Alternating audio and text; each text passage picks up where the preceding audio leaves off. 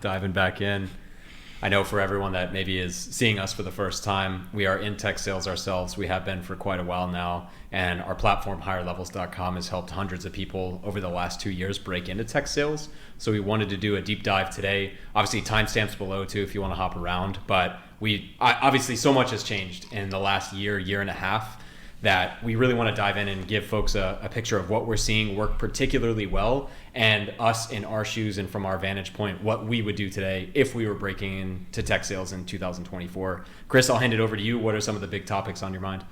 Yeah, I think today, like what I would really love to just like highlight to folks out there is just that things have changed significantly in the past 12 months. I mean, maybe even more than that, 18 months. I think like 2 years ago, you could just spam easy apply, and apply to like 1,000 different companies, and you'll get like 5-10 interviews and you'll land a good job. That's very different today. I think today, like, you have to be more strategic. I don't think that the strategy in which you land interviews, get offers has changed at all. I just think it's become increasingly more important to do these things now because things are more competitive. There isn't as much like venture capital money flowing around. There isn't as many expansions happening. And even tech sales, like, has changed a lot. Like, we spoke about this in the previous episode, but like with the introduction of AI, with different tool sets, all these different things, like things are more competitive apart from just like not having enough spots available on different teams. You also just have to be cognizant that there is just like much more competition out there.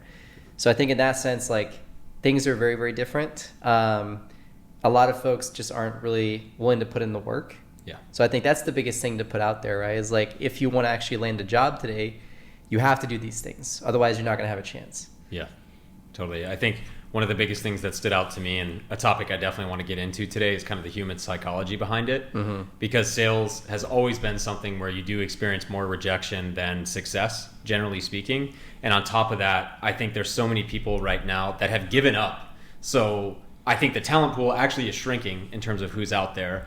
And two, I think so many people are discouraged by layoffs, but there's so many companies right now, and unless you've been in tech, what you don't understand is, while maybe some of the biggest players in the game are cutting their costs, making sure their expenses stay pretty level, mm-hmm. There's a lot of people that are number 2, number 3 in that category, and they're ramping up hiring, and we've seen that from other companies as well, because now is their time to gain market share, because the market leader is almost always the most expensive option. They are now being able to provide a much cheaper solution, and it makes sense for them to go on the offensive as an SDR. So all that to say, something we'll definitely dive into today, but I see so many people right now. It's always been the case, mm-hmm. where someone gets rejected and they just give up. But now more than ever, it really does take one yes. And a LinkedIn post I saw from an SDR manager literally said they put an application or a position opening. They had 250 applicants. 53 people actually added the guy on LinkedIn. Mm-hmm. From there, of that, only 18 even sent a message. And of the 18 messages, only like 6 or 7 were actually hyper relevant, were actually like very specific to why they wanted to work there and why they were a great candidate. And so something I know we'll definitely get into, but I think now more than ever, just for everyone watching, it's like the fundamentals still work. And while there's 250 people applying for every job, in reality, there's still only 7 that are being taken serious in the first place. And I think so many people forget this. So many people want to blame things or play the victim, or, to your point, just not even put in the work. Yeah. But anyway, before I tear someone completely apart, I'll hand it back to you. Like, there's so many things we can get into. No, I think that's a great starting point, because when you're just looking to break in, like, you don't know these things. How are you supposed to know these things? I didn't know these things. Like, you didn't know those things. Other people just don't know these things. So, like, I don't blame somebody for not doing the right things, because they just don't know what they don't know. Yeah. But I think a lot of folks out there know, or they learn that they have to do these things. Like, there's so many resources available, like on YouTube, on LinkedIn nowadays. And like, I even saw that same post, right? And he was talking about like, hey, what are the things that you need to be doing? I mean, this is one of the big things that we solve with our program. It's why we created Higher Levels in the first place, right? To actually like give people a little bit more insight into like, how do you do these things? Like, how do you crush it, right? Because it's not just about adding somebody on LinkedIn. It's also about like, okay, now you have to do outreach to them. You have to put yourself on their radar. But how do you do that in a way that isn't pushy? How do you make sure that like you're not positioning yourself as a worse candidate because you're doing those things, right? Yeah. So it's all these little things. But yeah, I think like at a bare bone level, people need to realize that you can't just be mass applying in this market. Yeah. Like I do think the market will return back to normal, like maybe a year from now or 2 years from now. But like anybody watching this video right now, at least, you know, in the beginning of 2024, if you want to be successful and breaking in over the next 6-12 months, you've got to start doing some of these things, right? And that includes, you know, finding the right people, getting their contact information. If you really want to stand out, figure out what their emails are. Like if you have the balls, like pick up the phone and cold call them. Like we've had plenty of students land some of the highest OTEs that I've ever seen for SDRs. Like, you know, we had, I mean, I'm not going to name any names because of, you know, the different NDAs and different things, but we've had students, if you go on our website, you can literally see some of these students that have landed crazy OTEs. Yeah. And they do that because they're willing to get uncomfortable. They're willing to do the things that other people aren't. Yeah. There might be 2,000 people applying for an SDR role, but yeah, just like you said, like there's probably like 2 people that pick up the phone and call that person because it's something that's just so uncomfortable. Yeah. Like human beings are just naturally like very shy of those things. They don't want to get into a position where like they're very vulnerable. Yeah. Right. But if you are willing to do that, like it's almost like you're learning how to do the job before you even have the job. Yeah. And I think like you're probably going to become a better SDR. Like you're probably going to like outshine and destroy everybody else if you do these things leading up to your first SDR job, because you're going to break in and now you're going to realize like, oh, all this enablement doesn't do shit. Like I already learned how to crush my job by getting this role in the first place. Yeah. So very long answer. No. It's great. And like to everyone watching too, like it's February 2024 right now. And just to your point, the person we're referring to has 150K and is now at one of the biggest cloud companies in the world. Is 150K SDR. Okay. And also prior to breaking into this company, they had only been an SDR for 3 months at a different company, which prior to that, they had no college degree. They were in construction management and that kind of whole ecosystem as a project manager, selling different supplies, but no tech sales experience. And yeah, so I just say that to say the opportunities are out there. And what I want to talk to too is like the individual right now that's watching this that wants to break in. Mm-hmm. This is such a common theme that I see where either, okay, let's say you have enough mental fortitude to keep applying, mm-hmm. right? But you almost get to this point where you've put so much time and energy into applying that when you get your first round interview, you've almost like mentally in the back of your mind not prepared for that. Yeah. And now you get overexcited and you're like, wait, what do I do in the first interview, right? And if you don't blow that, then you get to the second round sales manager interview and now you're scrambling because for the last 2 months, all you've done is applied to jobs or maybe not and just kind of lazily applied here and there and maybe you luckily get one interview. Mm-hmm. But now that keeps progressing and because you haven't looked ahead, because whether you go a course or not, you haven't networked with other professionals, you haven't continued to take in content. There's tons on this channel and many others that talk about this process. Mm-hmm. And I've seen this with even our students that are in our platform where you put so much time and energy into the resume, you think about what it would like to be, you know, what it would be like to be on a cold call. And in reality, what you should be doing is, you know, just doing the thing that's right in front of you, putting out applications and getting in. And the second you get that, now all of your focus is really focusing in on what is a recruiter interview?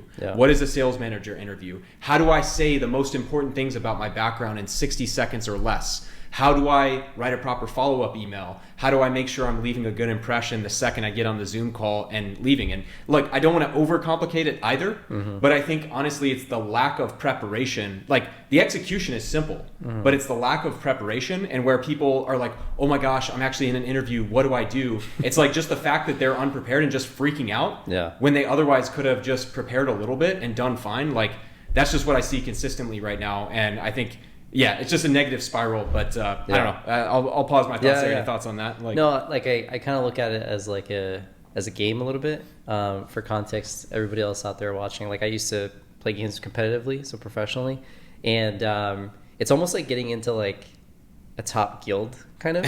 You know, it's like you just started out, like you're still learning the ropes, but like how do you get into like the top cool kids club, right? You do it by reaching out to like either, you know, recruiter or like somebody who's like an officer in a game or whatever, right? Like you reach out to them, you get a conversation going. Like obviously there's not going to be a formal interview process there, but like I think just think about how you like interact daily, right? Like how do you get into like the circles that you're in? Like just apply those same principles. It's not rocket science, right? Yeah. And you would be surprised at like how few people are actually doing this stuff, right? The problem is that everybody is hitting easy apply.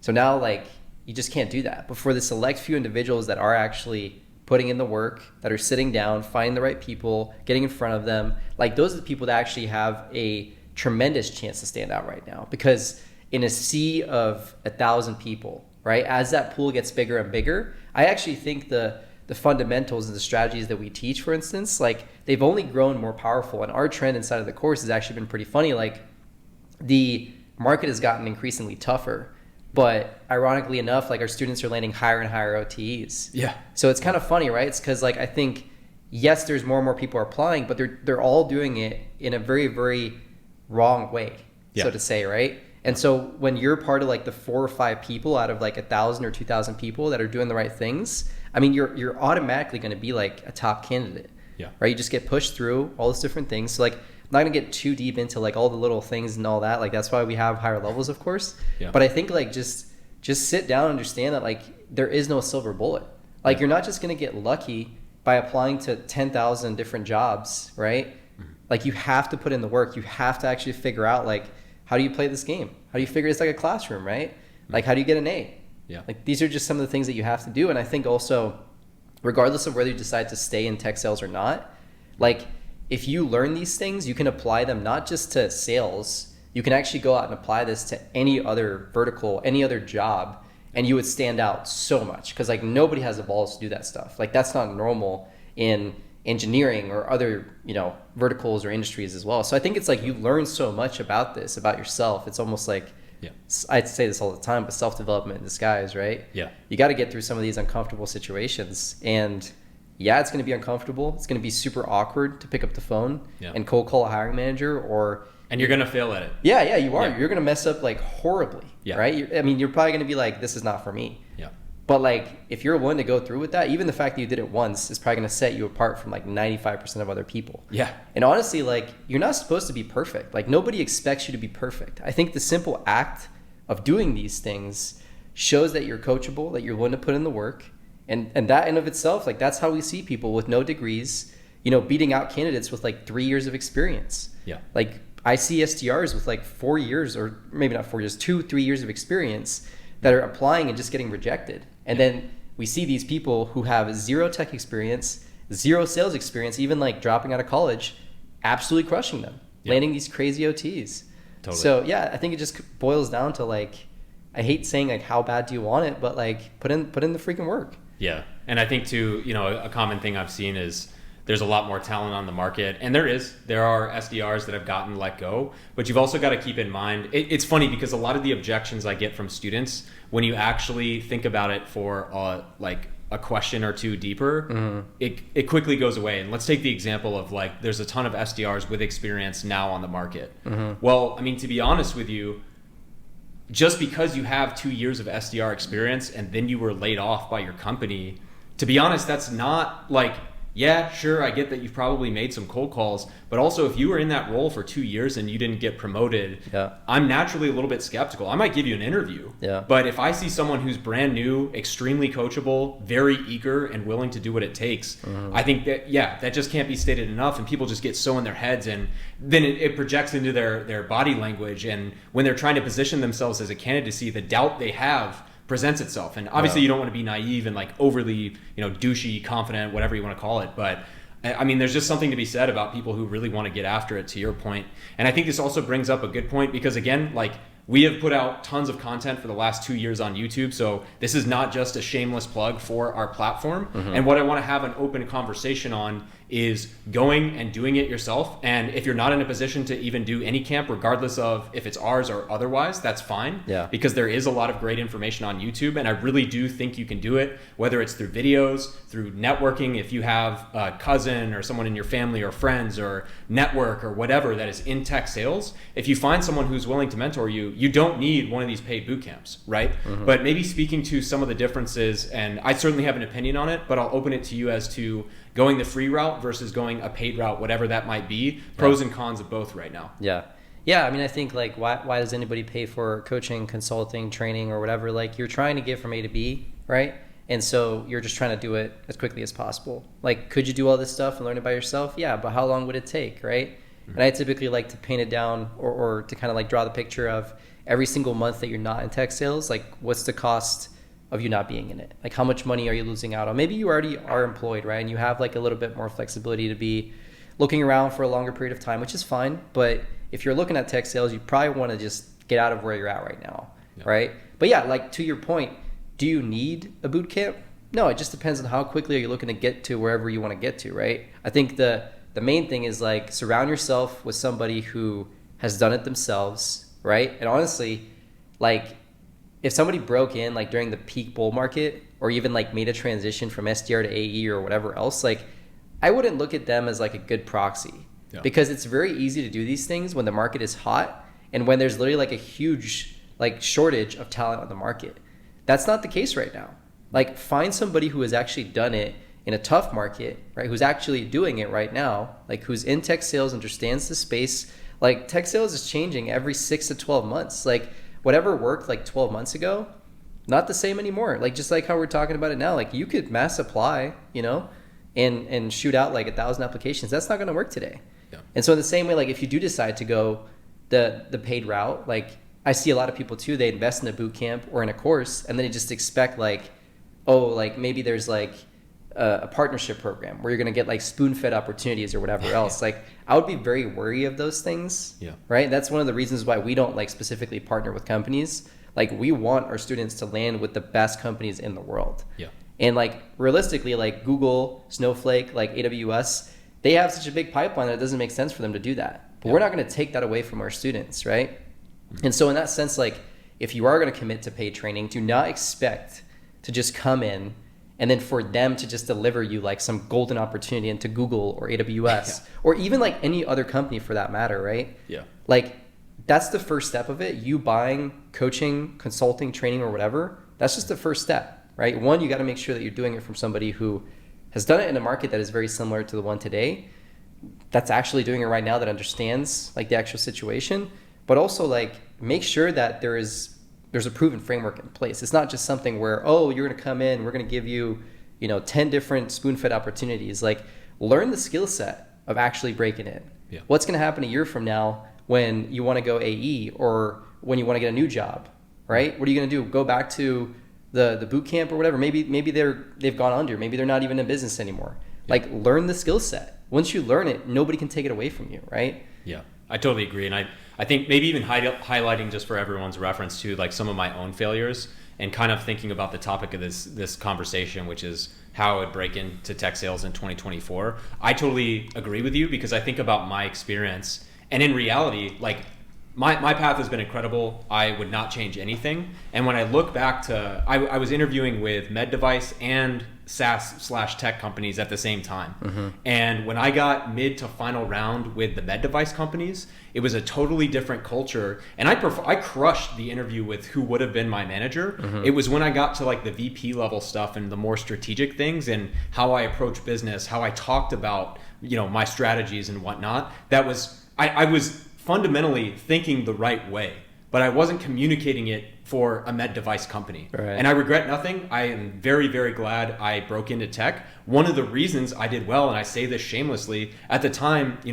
only boot camps out there were thousands of dollars, but I had a very good friend. I had multiple friends that I had worked with as an engineer that ultimately went to sales. And so I would call them after every round that I had and I got progressed, and I'd say, hey, what can I expect in a typical sales manager interview? What can I expect in like a cold call exercise and all of these different things? Mm. And just knowing what to expect and also how to present myself was key. And that's what I say with any type of boot camp or program. And it also goes back to a thing we were talking on earlier, is what you don't realize is absolutely, if you can go about it on your own, go for it, right? Mm-hmm. But what's going to happen in this example, especially now, is if you don't get interviews right away, or for instance, I've seen some students in our program that get like an incredible logo as their first ever interview, mm-hmm. right? And now the pressure's on because it's like, oh man, like this is my first interview, and that's great. But from there, how do you have guidance throughout every single step of that process, right? And if you spend so much time optimizing on just finally getting that interview, you're going to get a request to interview. And now what you've done for the last 3 months, you have 3 days to figure out how to do the next step. Yeah. And then after that, you've got about 4 days to figure out how to run a cold call or discovery call in an interview setting when you've never run one in your entire life. And so that's where I see the benefit of guided training from. Yeah. You know, again, whatever platform you choose is fine, but I think, you know, if you are, I don't think spending thousands of dollars on, you know, these in-person 8-week cohort, you know, $8,000 programs. Yeah. There's no place for that now. There's too much information. When I joined tech sales, there was nothing on YouTube. There's a ton now, but I do think there are low cost options that's the value that you have to think about. And to your point earlier, it's the timeline, right? Like to be honest with you, the major tech companies in the world, they may appreciate for 5 seconds that you got a certification from someone, but after that, it's like, cool, they've shown initiative. Let's see what they're made of. And all of that now is off the table. Yeah. No one cares about that anymore. Yep. So how do you actually perform? And whether you have someone in your network that's willing to take the time to help you understand that, whether you can take in a lot from YouTube and any other source that you can find, that's great. But also now, that's how I think about it, is if you have guidance every single step of the way from people that have truly done it, that's where the value is. Yeah. You're not going to come out like a 4-year STEM degree and have something that makes like Intel take you serious, right? But you don't need that if you're breaking into an SDR role. And if you think that showing some LinkedIn certification is the one thing that's going to put you over the edge, it's just it's maybe step 1 or step 0.5 of 100 that you're about to take sequentially. So that's my thoughts on it. No, I'm with you. And I think too, like the value of, and I don't want to stay too long because I think there's so much other stuff that we can cover, but I think the value of a paid program, you know, like one, make sure that it's actually like a program where you have some sort of support, right? Like if you're just watching a program with pre-recorded content, like I don't think there's much value in that. Like it's no different than you being in like 7th grade and you're like learning algebra for the first time. Like you don't give a shit about that, right? Yeah. And like it's very easy to close the laptop and like go play some video games, turn on your PlayStation 5 or go out with some friends. Like I think the value of joining a paid program is also like being part of a community, which like most people don't really understand how valuable that is, but it's almost like an accountability framework, right? So like that's one of the big reasons why we have like weekly live Q&As, because yes, you do get help every single step of the way. And the reality of it is like you're not going to find a program that is like custom tailored to like every single specific situation. Like every single company is different. Every single person is going to be different. Every single interview is going to be different. So like you need to have a different approach. You need to be able to think outside the box. A lot of these programs that I see, they just like, they have like pre-recorded content, like written out like templates and messages that you'll use. And then what ends up happening is like everybody's sending the same message to the same people. Like, and it's just like you automatically get disqualified by doing that. Yeah. Right. So it's also just about like using critical thinking. Like find a program that is actually like going to give you the support that you need on a weekly basis, but also too, that teaches you a skill set. Doesn't just give you like the answers. Like everybody wants a silver bullet, but the silver bullet is not going to, like there isn't a silver bullet. It's really like the true answer, right? Yeah. Like you need to learn the skill set. You need to apply it to every single company that you look for. And obviously like that's the thing that we emphasize in our course. But anyway, like enough about our course. Like I am curious too, like what do you think somebody out there today, like what do you think they should be focused on as they're going through this whole process? I'm sure there's like a ton of people right now watching this that's like, oh, I'm looking for the I'm looking for the perfect answer, all these different things. But what do you think like you need to be focused on? Yeah, there's not one, but I think, again, if I'm just putting myself in my shoes where I'm at 0 and maybe I'm transitioning careers or trying to break in or just out of college, like obviously it goes without saying the first thing I would do is resume optimization. Just get that in a pretty solid place, right? And also if you actually do a very thorough job, and whether it's through free content, whether it's through your network, get someone who has actually done it. Don't get your mom. Don't get your friend that's in, engineering and has never been in a sales role to review your resume. Get someone who has actually done it, actually been an SDR to review your resume. And then from there, like, again, doing that as a thorough exercise helps you start to understand the talk tracks and the major points that you can highlight in an interview, right? And then from there, obviously now I'm going to start making lists of maybe some of my top companies, and I'm going to apply bottom up in terms of priority. So that way, my first couple of interviews ideally are with a mid-tier company that I'm not necessarily over the moon about. But if I mess up, whatever, I'll move on. And I will tell you, for everyone watching, like, the best way to learn is to fail in an interview. Like early on, sure, there's a lot you can do, but you are going to get the most feedback by failing quickly. Yeah. You're not going to think your way to it. You're not going to get yet another person to review your resume. Go after mid to low tier companies that you would still work for, but maybe aren't your top priority. Let them be the initial filter of, is your resume good enough? Is your messaging good enough? Are they attracted to your background on LinkedIn and the way you've presented yourself electronically, right? And let that be the proxy more than just another round or asking anyone and everyone what you think. Yeah. I think that's a big thing right now with how popular tech sales is I see so many people that want opinions from everyone. That is fundamentally flawed. That's like, you know, I don't know, I'll try and riff an analogy off the top of my head, but it's like if you're trying to change your oil and you have a friend that's a mechanical engineer that works at NASA, and you're asking them, you know, for opinions on your car, and they don't do their own car stuff, right? Yeah. Like it's close. They work at a tech company, Yeah. but are they truly there to give you meaningful and like very, very specific and tactical advice? So Yeah. I digress. That's one of many things, but it's like before we even get to the interview stage, that's how I break it down. And again, I think it like, and just for one last thing before I hand it over to you is like, people think that this is some gargantuan task. And the problem is you spend a week, if not more, delaying and procrastinating on your resume because you won't just sit down for 3 hours and knock it out and get a solid V1. And then even though it's not perfect, you have a great resume that now you can go to other people in, whether you're cold messaging on LinkedIn, whether you're tapping your network, your friends, family, college classmates that are in sales. The fact that you've made a strong enough effort will get your foot in the door and get someone to actually take time and respect the fact that you've done something meaningful versus sitting there for a month and saying, hey, is my resume perfect? Or what do you think about this talk track? Or how do you start a cold call? You know, and like you haven't even lined up an interview. So sorry if I'm kind of ranting, but I just wanted to break down like sequentially, like if you have focused, very strong bursts of effort and you're taking in information from quality sources, wherever that is, you don't need months to do this. Yeah. You can revamp your resume with a really strong Saturday as an example. And then the rest of the week, you can message 5 people per day in the industry to ask for their time. Yeah. That does not take a lot of time. And what's going to happen is if you ask someone that's not in tech sales, that hasn't been in sales at all, or your mom or whoever,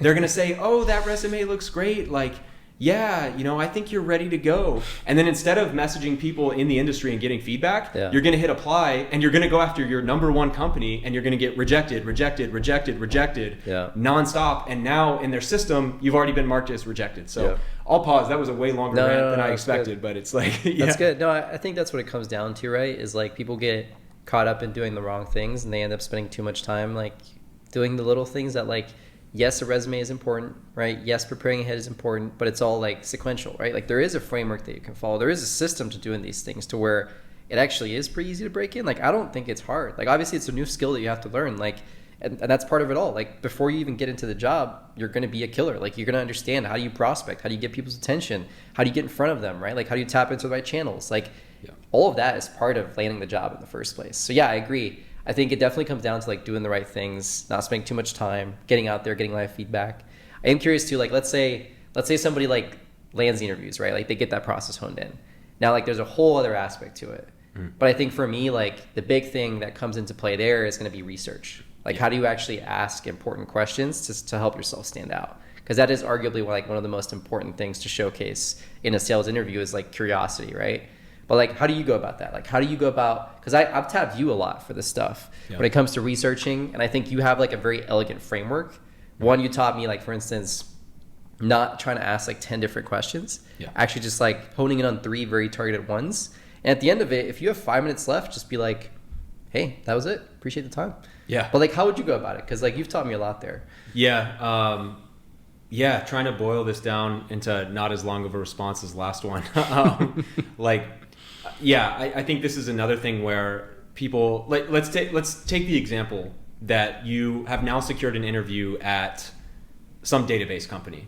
You've never written a SQL query. You don't even really know what a database is, right? And that's fine. So the way that I would go about it is, as an example, like obviously going to their website, but what you'll find at some of these bigger companies is now they have so many products. where do you even begin, right? So even as an example, what I'm going to try and identify rather quickly is what are maybe their 3 to 5 biggest products.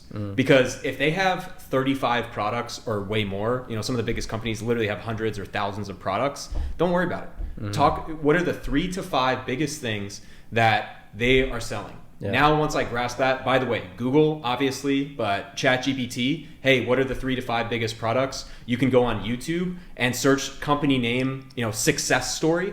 In their number one success story that has the most views, what product are they talking about? This is a very simple way to start to identify that. Now I've identified that. One great thing before I get like into the tech, if you will, is I'm going to go on the website and I'm going to find case studies, right?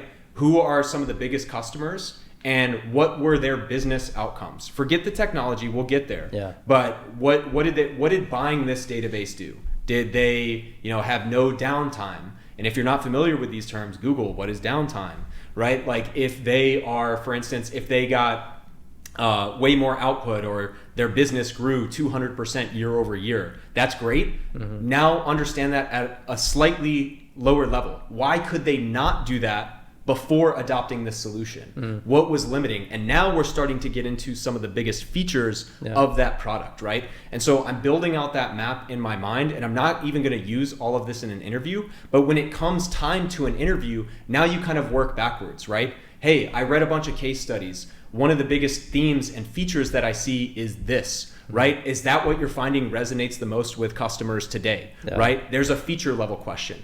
Now we can get to the business side. Like, hey, one of the most interesting case studies I saw was this unicorn startup that you helped grow, you know, whatever, right? If I'm prospecting, what are some of the, you know, are these fast growing tech companies your target market right now? Like, what are some of the biggest signals of new companies that I can break into? And now at the most meta level, I can ask a question about a feature or two, but you've really set yourself up to be like, again, what I want to emphasize throughout this entire process is you may hear that and be like, whoa, that's a ton of work. And it is upfront, and it is the first or second time you do that. Yeah. But if you get into a situation where you've now interviewed with 5 or 10 companies, you can do it so quickly because you've kind of developed the muscle memory. And guess what, folks? When you're prospecting into a company and you actually have the job, this is what you're going to do on a daily basis when you break into companies. So this is part of it. And I think people want to make it super complicated. They don't know where to start. And, you know, again, tying this all together, it's like, even if you come to the table and you're talking about some of their biggest features, or you're talking about some of the biggest business outcomes they're driving, and maybe you miss the mark, the fact that you've done that much research and you've attempted, and I can clearly tell that you really worked your ass off to get to that level of information. I am willing to forgive so many mistakes, and I'm like, wow, this person is a self-starter. And for instance, in a role play, maybe I talk about a feature incorrectly, but you provide me feedback and we do another role play, or I clearly show that makes a lot of sense and I would have done things differently had I known that. You're a great candidate in my mind. And people, you know, I mean, there's so many ways to break it down. I'll pretty much end it there, but it's like, I think in my case, coming from, you know, where I was striving to be a straight A student, like this imperfect nature with which you approach the job and kind of the detached from the outcome, because the effort, how you show that effort is arguably more important than getting it perfect, is a really hard thing for a lot of people who either overthink, or maybe they're coming from a prestigious background of any shape or form, and shaking that is really difficult. But I'll pause there. So no, I think it's also, people just get really scared of saying the wrong thing, especially like before they've broken in. Like they want to make sure they don't make a mistake at the feature level, or they talk about a wrong competitor or anything else. And I think honestly, like the magic really lies in like letting go, right? Like show some personality. Like don't be the person that's like, I think it's good to like prepare ahead of time. Like you can obviously practice the different questions and answers, especially if something stumbles you upon like one interview, right?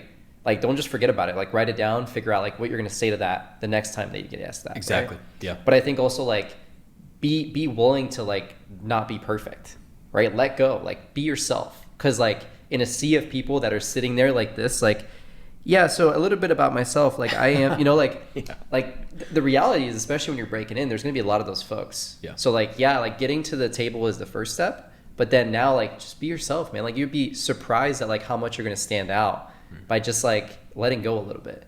Right. Don't be so worried about like making a little mistake or anything else. Like, just like you said, show that you've done the research, show that you're coachable, show that you're putting in the work. If you say something wrong, and honestly, like, sales leaders don't know the product like 95% of the time, right? Like, they don't even know anything about like the features. Maybe they know a couple of different things, right? But like, if you're selling something super technical, at least like with HashiCorp, where I used to work, like, you'd be surprised. The leaders barely know anything about the product.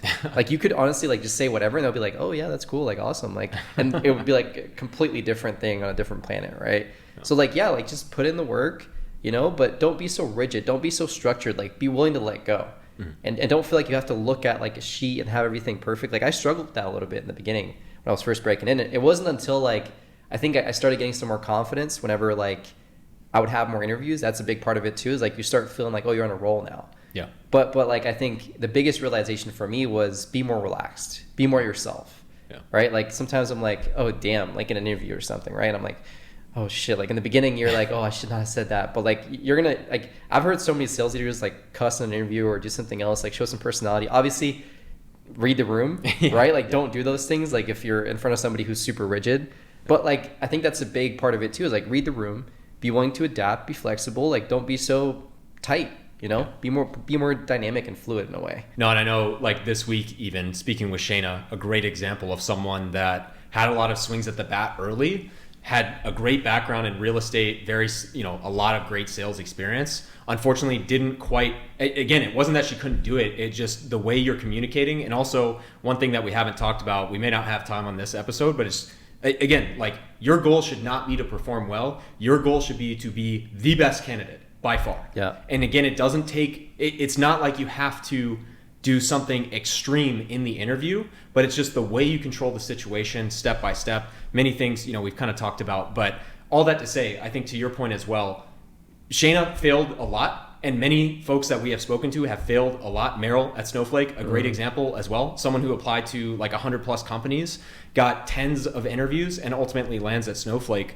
But again, those failures, like, you have to be willing to understand that if you're new to this and trying to break in, you're going to put a lot of effort in up front. And this is where I see a lot of people fail. They put in a huge week of preparation leading up to their interview and they fail, and they walk away because they associate, man, that took me a week to even prepare, so every interview I have moving forward is going to take a week. Thus, this is not worth my time, or they just get demoralized or whatever. And that's what I think both of our answers were kind of dancing around, which is like, if you do the work up front, and also importantly, going back to many things we talked about, you know the right things to do in the first place, which is very important. Again, not overly complex, but just executing end to end and putting your focus on the right things. That's where you will win over time. And there's only so many videos you can watch. There's only so many books you can read. Yeah. And if you fail and fall on your face 1 to 5 times early on, that is going to bring everything together so much faster. There is something to be said about doing some groundwork up front,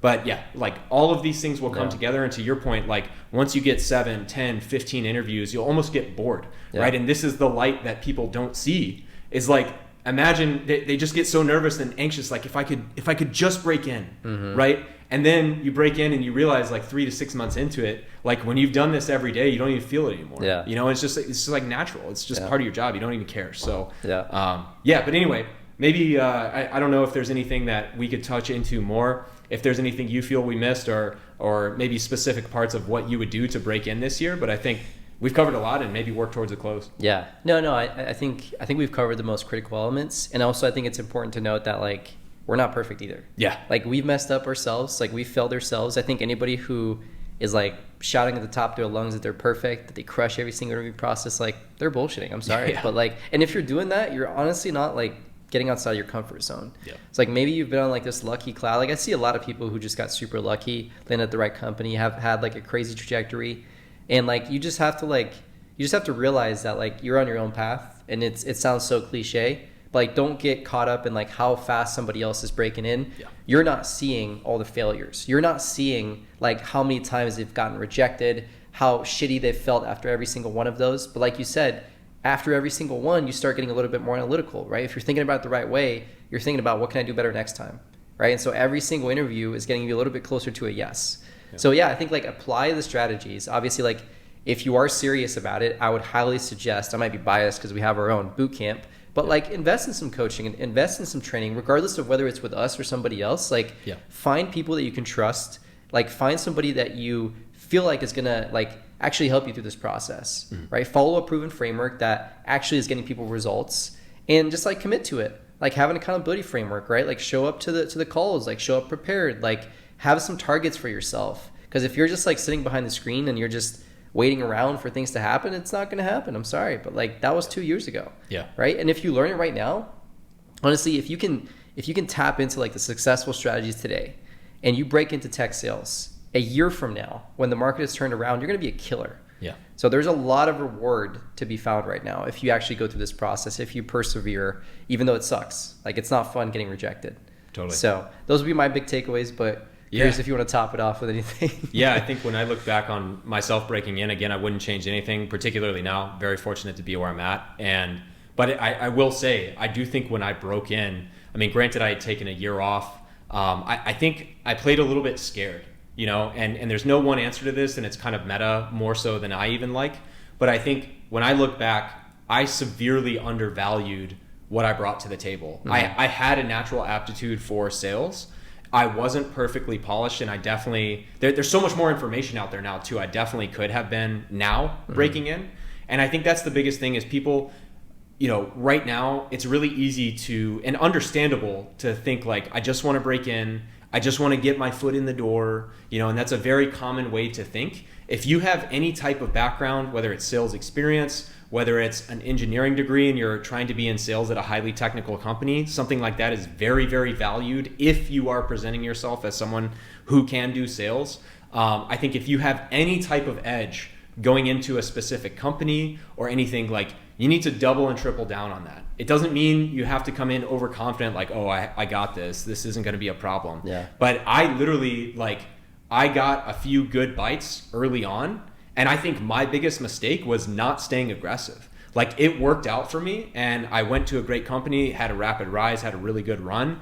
But I literally think in hindsight, I could have applied to like the FANGs of the world and had a good shot at breaking in, you know? And so that may or may not be the case for you pending where you're at, but you have to stay aggressive. You have to act like you want this. And even if you're incredibly nervous, we have all been there. We've been very nervous in interviews, very nervous in the first time we gave a huge presentation or $100,000, $250,000 proposal, all of these different things. That is always going to be there. That there's always a next thing. It's if it's not breaking in, it's making your first cold call. It's giving someone your first contract. It's calling someone and trying to ask them to sign by end of day. It's presenting your first $1 million proposal. It's, having the chance to hit quota for the first time or finish the quarter at number one. There's always going to be that thing that's nervous. Yeah. And over time, and starting with breaking in, that's what I wish I had done, is just known that compared to my peers, I had a good chance. Yeah. It's like, I'm not even going to say it was like better than them, but I had a very good chance at breaking in, and I took that for granted